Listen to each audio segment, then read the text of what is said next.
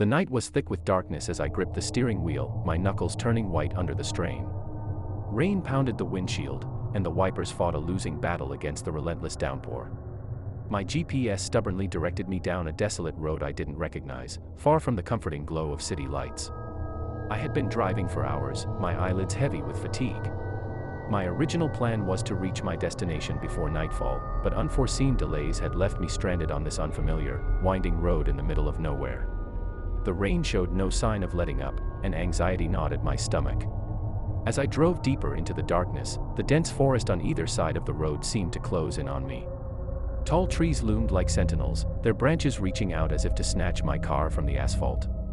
The only sounds were the relentless rain and the eerie hum of the engine.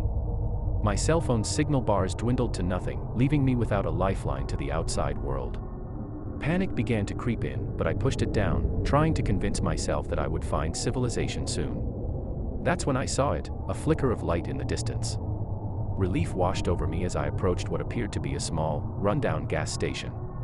The neon sign overhead cast a sickly, greenish glow, and the gas pumps looked ancient and rusted. I pulled up to one of the pumps and turned off the engine. Stepping out of the car, I felt the cold rain soak through my clothes. The gas station seemed deserted, and my calls for assistance were met with only the echo of my own voice. I decided to check inside the station for help, my footsteps echoing through the empty aisles. Behind the counter, an old cash register sat covered in a thick layer of dust. A faded calendar on the wall indicated that the gas station had been abandoned for years. Dread began to creep over me, and I rushed back to the car, but the engine refused to start. The rain had intensified, now coming down in torrents, obscuring my vision and further deepening my isolation. My mind raced as I realized I had no choice but to find shelter.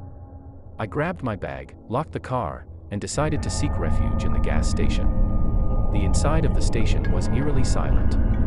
A flickering overhead light revealed shelves stocked with dusty snacks, expired cans of soup, and long-forgotten magazines. It felt like a place stuck in time, a relic of the past. I moved cautiously, my senses on high alert. As I ventured further into the building, I heard faint whispers, like soft, distant voices carried on the wind. I couldn't make out the words, but the feeling of being watched intensified.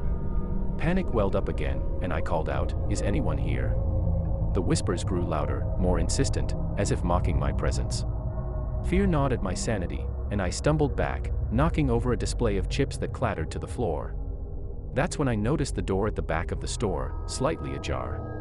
Curiosity, mixed with a growing sense of dread, compelled me to investigate. The door led to a small, dimly lit room. It was cluttered with old, dusty boxes and strange symbols painted on the walls. In the center of the room, a flickering candle illuminated a crude, makeshift altar.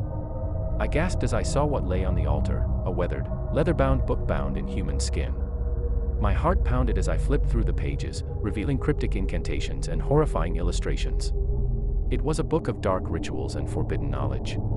Before I could react, the room grew colder, and the shadows seemed to come to life. A feeling of malevolence filled the air, and I knew I had to leave, had to get away from this accursed place. But as I turned to go, the door slammed shut with a deafening crash, trapping me inside.